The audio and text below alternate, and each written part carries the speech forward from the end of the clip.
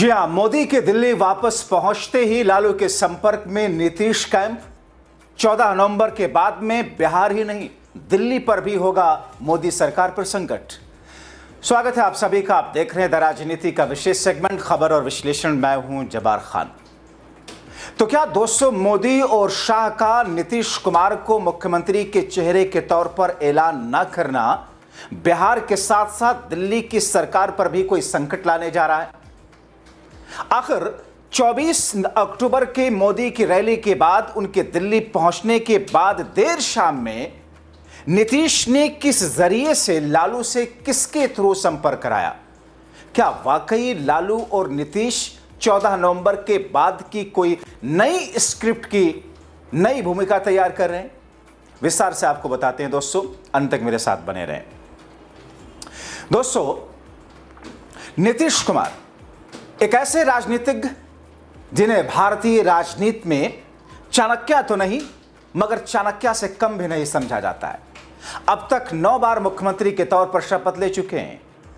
अब जबकि वो इस चुनाव में एनडीए का हिस्सा है तो फिर 10वीं बार शपथ लेने की तैयारी में है। मगर अमित शाह के 2 बार के बयान और महाराष्ट्र में बीजेपी और मोदी शाह के चरित्र ने उन्हें न सिर्फ चौकन्ना किया बल्कि पोस्ट इलेक्शन यानी कि चुनाव बाद 14 नवंबर को अपना और अपनी पार्टी का राजनीतिक भविष्य देखते हुए बीच चुनाव एक नया दांव चल दिया।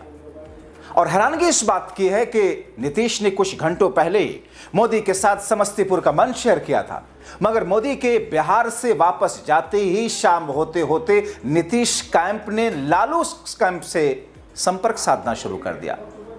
है ना अचंभित बात? दोस्तों, कहा जा रहा है कि नीतीश जो करते हैं ठूंक बजा के करते हैं, जल्दबाजी में कोई फैसला नहीं होता। चाहे वो मोदी 2013 के आखिर में पीएम मोदी का चेहरा घोषित होने पर एनडीए से अलग होने का फैसला नीतीश का हो, या फिर लालू के साथ जाकर चुनाव लड़ना हो, 14 और 15 का विधानसभा का चुनाव, फिर तेजस्वी का हाथ झटक कर वापस एनडीए में जाना हो, या फिर एनडीए का साथ छोड़ करके वापस तेजस्वी के साथ जाना हो, या फिर 2022 में तेजस्वी का हाथ फिर से छोड़कर वापस एनडीए में जाकर सरकार बनानी हो। मगर दोस्तों, अब जबकि 2025 विधानसभा चुनाव में वो मोदी बीजेपी के साथ गलबैयां कर रहे हैं, एकजुटता के साथ चुनाव लड़ रहे हैं, फिर भी शाह के बयानों ने नीतीश को बेचैन कर दिया। चुनाव बाद वापस तेजस्वी के साथ जाने के विकल्प पर न सिर्फ विचार करना शुरू कर दिया बल्कि खबरें हैं कि नीतीश के गुप्त दूत ने लालू से संपर्क करने की कवायद भी शुरू कर दी और 14 नवंबर के बाद की स्क्रिप्ट राइटिंग के लिए प्लॉटिंग करनी शुरू कर दी है। और दोस्तों, इसमें कोई अचंभित करने वाली बात नहीं है। नीतीश का कैरेक्टर राजनीतिक तौर पर आपने देखा है।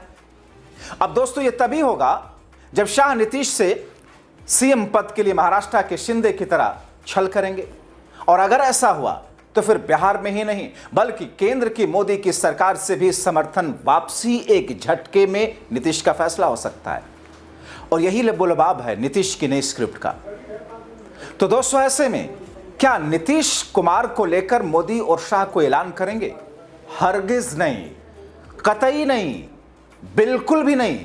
यह आप ठूंक बजा कर रख लीजिए, क्योंकि नीतीश के सामने मोदी और शाह का प्लान ही कुछ और है।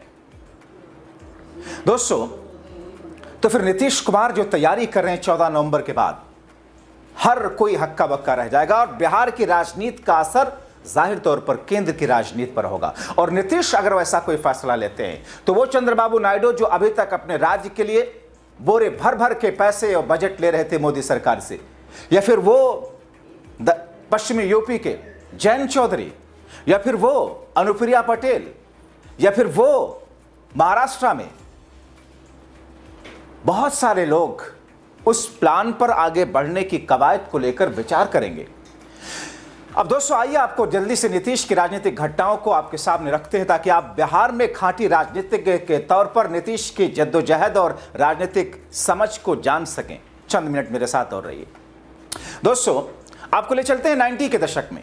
1955 बिहार विधानसभा की हार के बाद नीतीश कुमार लोगों से मिलना जुलना बंद कर दिए थे, लेकिन बीजेपी के रणनीतिकार दीनानाथ मिश्रा ने नीतीश कुमार के पुराने मित्र सरयू राय से उन्हें मिलवाने का अनुरोध किया। शंकर ठाकुर लिखते हैं, दीनानाथ मिश्रा ने भाजपा नेता लालकृष्ण आडवाणी से मिलवाया और बीजेपी के राष्ट्रीय सम्मेलन में विशेष अतिथि के तौर पर नीतीश कुमार को आमंत्रित कराया। समता पार्टी और बीजेपी का गठबंधन हुआ। 1996 लोकसभा चुनाव में बीजेपी को 18 सीटें, समता पार्टी 6 सीटों पर जीत हासिल की। नीतीश कुमार का कद, हौसला दोनों बढ़ा। 1998 के लोकसभा चुनाव में 54 सीटों में से बीजेपी और समता पार्टी के गठबंधन ने 29 सीटें जीती। नीतीश कुमार का राजनीतिक ग्राफ तेजी से बढ़ा। 2000 के चुनाव परिणाम में 124 सीटें लालू यादव के पक्ष में थी, जबकि एनडीए के पक्ष में 122 सीटें। 3 मार्च को नीतीश कुमार ने शपथ ग्रहण किया, लेकिन उन्हें बहुमत नहीं सिद्ध कर पाने में उनकी मान्यता खारिज हो गई। उन्होंने कई बाहुबलियों से सहायता ली थी, फिर भी उपयुक्त बहुमत नहीं हासिल कर पाए। दोस्तों, इसके बाद नीतीश कुमार 2003 में जनता दल यूनाइटेड की स्थापना करते हैं। 2005 में फरवरी में बिहार विधानसभा चुनाव 243 सीटों पर हुआ। लालू यादव की पार्टी पिछड़ गई, लेकिन एनडीए को पूर्ण बहुमत नहीं मिला। यहां आती है बारी रामविलास पासवान की।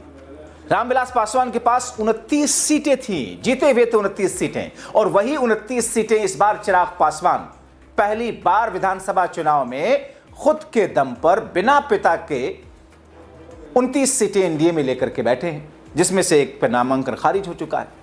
दोस्तों, उस वक्त राष्ट्रपति शासन लगा। उसी वर्ष फिर चुनाव हुआ। नीतीश कुमार ने बीजेपी से खुद को बिहार के मुख्यमंत्री का चेहरा बनवाया। दोबारा चुनाव में एनडीए ने आरजेडी के सुपड़ा साफ कर दिया। 24 नवंबर को नीतीश कुमार ने गांधी मैदान के खुले मंच पर मुख्यमंत्री पद की शपथ ली। वरिष्ठ पत्रकार संतोष सिंह अपनी किताब लालू नीतीश का बिहार कितना राज कितना काज में लिखते हैं, 11 जून 2013 राज्य भाजपा नेता गोवा सम्मेलन से लौटे थे। बिहार सचिवालय में कृषि से जुड़ी रणनीति पर बैठक हो रही थी। माहौल तनावपूर्ण था। इसके बाद नीतीश कुमार ने अपने चिरपरिचित प्रतिद्वंदी लालू प्रसाद यादव की पार्टी से गठबंधन कर लिया। मई 2014 में लोकसभा के नतीजे आए। नीतीश कुमार ने अपनी कुर्सी जीतन राम मांझी को सौंप दी, क्योंकि लोकसभा चुनाव में नतीजे ठीक नहीं आए। लेकिन 2015 के विधानसभा चुनाव में आरजेडी, जदयू और कांग्रेस के गठबंधन ने एक साथ चुनाव लड़ा। सरकार में लालू यादव के 2 पुत्र मंत्री बने, आज के तेजस्वी और तेज प्रताप। 2 साल के भीतर 2017 में प्रधानमंत्री नरेंद्र मोदी और मुख्यमंत्री नीतीश कुमार एक साथ मंच पर फिर आ गए। और उसी साल 27 जुलाई को पटना स्थित राबड़ी देवी के आवास पर 10 सर्कुलर रोड पर सीबीआई की छापेमारी हुई मोदी राज में। और नीतीश कुमार ने 26 जुलाई 2017 को आरजेडी के साथ गठबंधन तोड़ा। उसी रात बीजेपी से हाथ मिला लिया। देखते जाइए, 2019 के लोकसभा चुनाव में नीतीश कुमार एनडीए के हिस्से के तौर पर लड़े। 2020 के विधानसभा चुनाव में मुख्यमंत्री बनने का बहुमत हासिल किया। इसके बाद नाटकीय ढंग से 10 अगस्त 2022 को जेडीयू, आरजेडी, कांग्रेस और वामपंथी पार्टियों के गठबंधन से महागठबंधन की सरकार बनी और फिर एक बार बाजी पलटी। 28 जनवरी 2024 को नीतीश कुमार ने जेडीयू, बीजेपी के संग नई सरकार बना ली।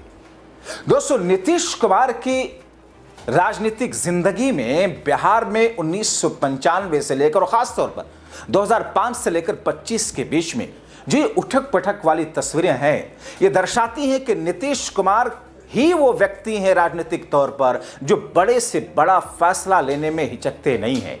लेकिन इसका मतलब ये नहीं है कि वो जल्दबाजी में, इमोशन में आकर या फिर बेवकूफ़ी में कोई कदम उठाते नहीं। बहुत सारे राजनेता उनके बारे में कहते हैं कि नीतीश कुमार के पेट में भी दांत है।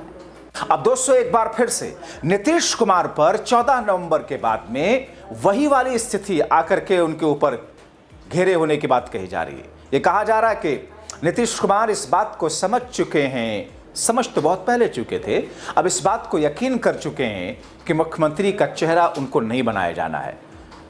पोस्ट इलेक्शन यानी कि चुनाव बाद मुख्यमंत्री की शपथ अगर एनडीए बड़ी पार्टी बनी तो नीतीश को नहीं लेने दिया जाएगा। और इसीलिए दोस्तों, नीतीश कुमार ने अंदर खाने लालू प्रसाद यादव से नीतीश कैंप ने संपर्क साध करके 14 नवंबर के बाद यानी कि जिस दिन नतीजा आएगा, उन नतीजों के आंकड़ों के आधार पर अगर स्थिति वैसी रही तो नीतीश कुमार 14 नवंबर के बाद की स्क्रिप्ट लिखने के लिए अभी से आरजेडी और जेडीयू की यानी कि सलीम जावेद जैसी स्टोरी स्क्रिप्ट लिखने की तैयारी कर रहे हैं। क्या यह संभव होगा? क्या बीजेपी ऐसा होने देगी? क्या शाह ऐसा होने देंगे? क्योंकि शाह के पास तो एजेंसियां हैं, शाह के पास तो ब्यूरोक्रेसी है पूरे देश की, शाह के पास तो वो सारी की सारी चीजें हैं जिसके जरिए किसी भी पार्टी, किसी भी नेता को अपने वश में कर सकते हैं। देखना होगा कि आखिर होता क्या है। 6 नवंबर और 11 नवंबर को जनता के कसौटी पर, जनता के फैसलों के बाद में जब 14 नवंबर को जनता के फैसलों को जनता के सामने रखा जाएगा, तो फिर उस शक्ल में होता क्या है, नीतीश का फैसला बहुत महत्वपूर्ण होगा। आप क्या सोचते हैं इन तमाम चीजों को लेकर? अपनी राय कमेंट बॉक्स में जरूर लिखें। अभी के लिए इतना ही। अंत तक वीडियो देखने के लिए शुक्रिया।